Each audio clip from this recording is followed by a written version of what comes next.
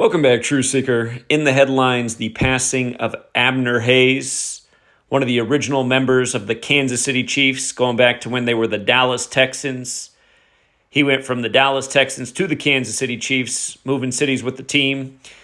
In 1960, he was the first player of the year, the first person to ever get that award, playing for the Dallas Texans. The year JFK became president-elect, 1960. And of course, JFK was assassinated in 63. Sadly, Abner Hayes has died 63 days from his birthday. And we keep talking about this theme with the JFK assassination in sports. We talked about it in the NBA Finals. It was super obvious there in the Stanley Cup with the Florida team winning that plays near Parkland when JFK died in Dallas at Parkland Hospital and was the mayor in Boston. Again, Boston over Dallas in the NBA. Florida near Parkland with the Stanley Cup. Then the All-Star game, pretty much in Dallas. Last game for the Rangers against the Texans. Both teams ended up with 46 wins, 46 losses between the Rangers and Astros, the last game of their season before the All-Star game. Of course, JFK dead at 46. Talked about how the game was won on the bat of a Boston player, 5-3. The first ever World Series was a best-of-9 series. Boston beat Pittsburgh 5-3. And, of course, the starting pitcher for the NL was Paul Skeens 48 days after his birthday, while the Pirates were 48-48 at the break.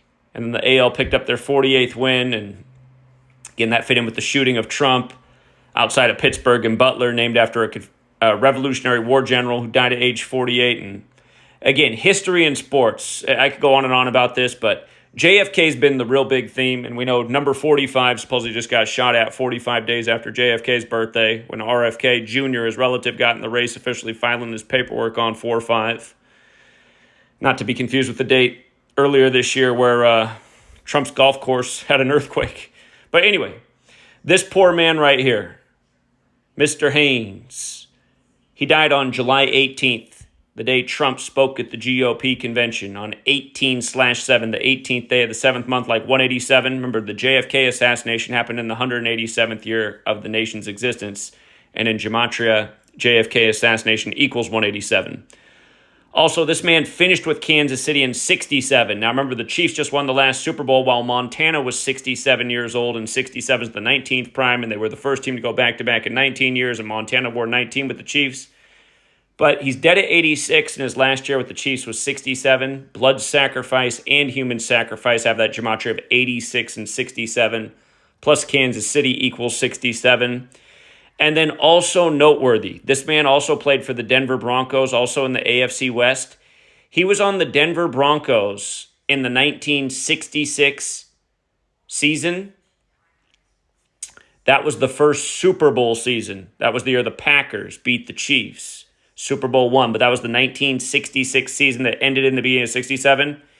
It's funny that he played for Denver that year because notice he's dead 303 days after his last birthday, born September 19th, dead July 18th.